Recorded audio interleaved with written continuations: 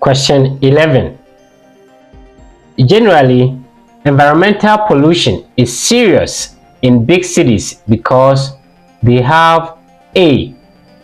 Less dense population, B. Great landmass, C. Many industries, D. High birth rate.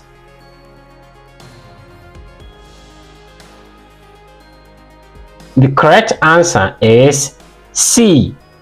Many industries. Explanation: big cities have big businesses and more industries. So the more industries means more waste, more smoke, and more chemical emissions.